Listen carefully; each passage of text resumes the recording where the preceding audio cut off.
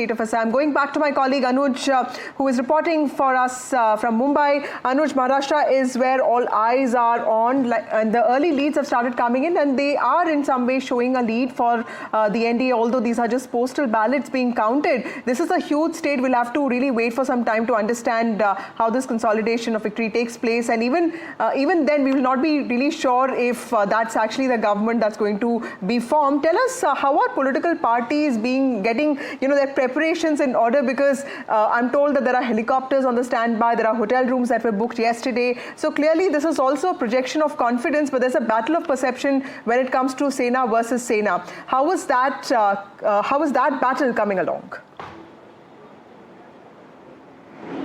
There's a battle of perception throughout the state and also across the different factions here. One thing is for sure is that both the alliances are ready for some sort of unnatural partnerships to take place post the result, because we've seen that there has been some sort of a conflict within both the alliances over several matters. When you talk about Mahayuti, firstly, it's about the chief ministership's face. I mean, of course, in MVA, they made it very clear that, Congress and Rashtravadi did not want to go with the face, but Shiv Sena UBT faction was very much willing to do it. But at the same time, even in Mahayuti, we see that there is not a consensus, because Devendra Fadnavis has been giving hints about coming back to power, but he's also said on multiple times that he's completely out of the race. Then we had Vinod Taude in the center of all the controversies just a day before the polls.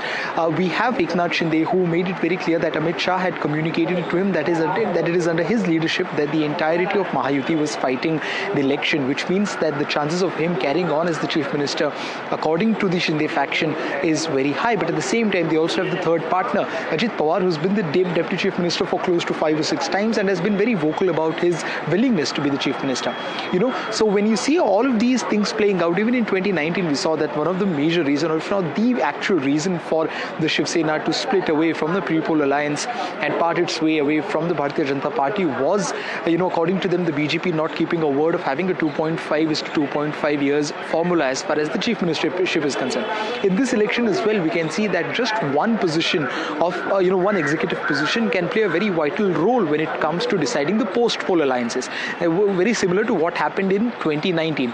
But unlike that, we've seen that especially between the NCP Sharad Pawar faction and the Shinde Sena faction, they both have not really fielded a lot of candidates against each other. And there has been a chatter going around about how, Sharad Pawar and Shinde Sena is keeping their cards open of tying it up with one another if the need comes.